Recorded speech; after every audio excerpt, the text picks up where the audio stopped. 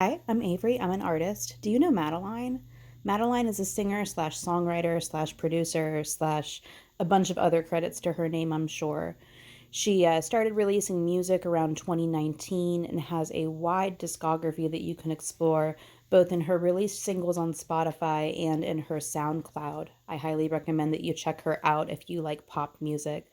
A lot of people compare her to people like Charlie XCX, which I would say is very apt based on the amount of innovation and inspiration that Madeline provides for people. Here I am working on a portrait of her as fan art. This was right after I got out of the hospital and I didn't have my normal motor control, which is why I'm using colored pencils. I don't know if you know this about me, but colored pencils are not my typical medium. But in that very difficult time of not really knowing how to use my body, not really knowing how to use my brain, I needed to go ahead and use something more forgiving and cheaper to make sure that I wouldn't waste my time with something that couldn't be redone, couldn't be retooled, etc. I had this idea of Madeline as the Statue of Liberty. If you know her music, you know that she takes inspiration from a lot of places across the Western world. She has a song that she's been working on in French, for instance, but she has performed and written both in the US and in Canada. She has mariachi influences in part of her work, so it seemed really appropriate to have her as this melting pot character to kind of represent the, how you say, to represent the goodwill of a musical melting pot, so to speak. I think that that really represents symbolically who Madeline is when she writes and who this character is. Notice this skin, by the way. That is an optical illusion created by freckles and blush. I am so proud of how pale she looks. It's a really weird thing to be hung up on, but colored pencils have a really limited color palette, so a lot of the time you have to do optical illusions in order to make things appear the way you want them to. And there's been dozens of times where I've created sunburned characters instead of pale characters, so pretty happy with that. Here is an abstract cityscape that I made for Madeline to live in. And then here we go. I want to say that I am really good with scissors, and this should not be a moment of fear for anybody. And then here we are with the X-Acto blade, which I'm less good with. That was a dangerous moment where I almost cut her boob off. I'm so sorry, girl. This will later turn out to be irrelevant that I even did this, but it looks so skillful. This one's good. This one, it was good that I cut it out, but the other one I could have just been easier with it because I redid those flames. I redid the flames because they weren't hitting right. So here we go. Removal of the inadequate. Yeah, colored pencils are great for a lot of things, but they are not the medium that really conveys the liquidity of flame very well. So I'm glad that this came off, and I'm glad that I had some replacements that I made off camera. You guys ever get scared of like jinxes and stuff like that? Sometimes I feel like if I'm doing something really like high importance on camera that I'll jinx it. So that's why I didn't film painting those flames, even though it was quite satisfying, gotta admit. Here I am, taking Madeline on a walk through the city. We're deciding where she's gonna live on the canvas.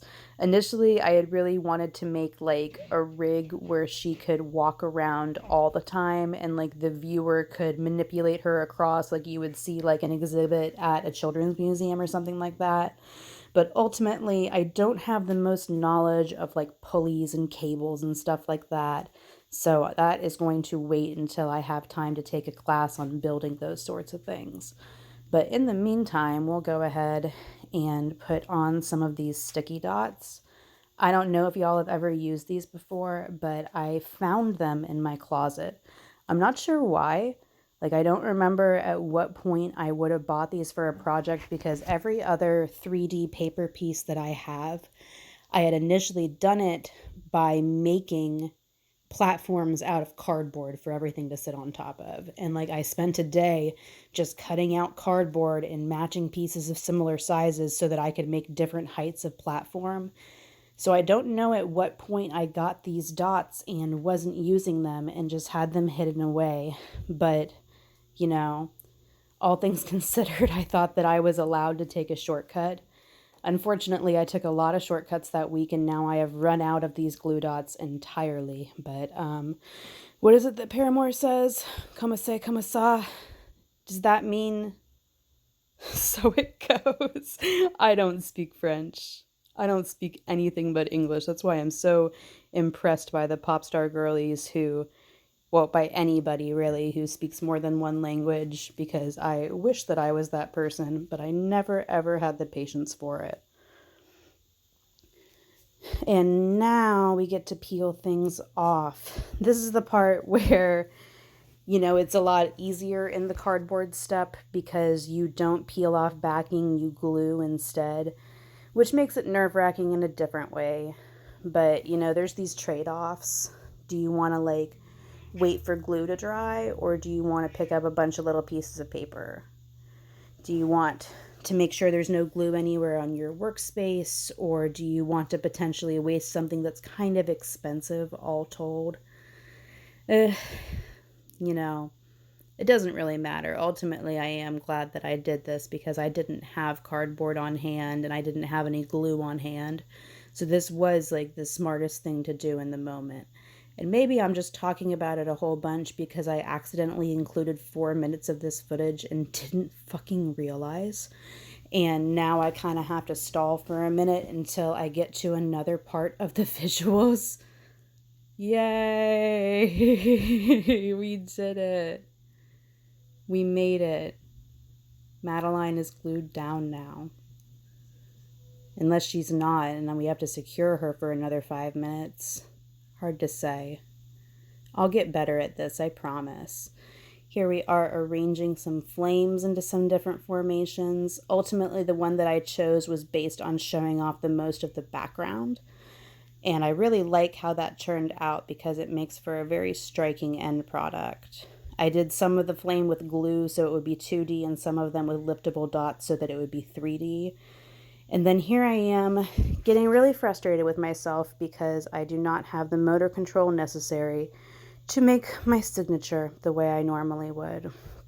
Got an A, pretty good. But then the R was really childish. So I tried to fix it and it just made it worse. So if you ever, come to an exhibit of mine and are looking at signatures, don't look at this one too closely. It's a product of the moment that I was in. All things are, if you really think about it. But, you only want to justify it during bad times. Nobody feels the need to justify good things as a product of their time. Miss Minnie, hi. My cat says hi to everybody. And then here we are at the finished product. I am so proud of how this looks in the light. It is so striking. The contrast is just gorgeous. And I love the way that the color scheme is so consistent throughout. Even though there's a bunch of different mediums at play here, the color scheme is still very, very consistent. And I'm proud of that. It looks really good. I hope that if you took anything from this, it's that you want to go listen to Madeline's music. I would recommend starting with Ghost is one of my favorite songs, and then you should flip over to Party All the Time.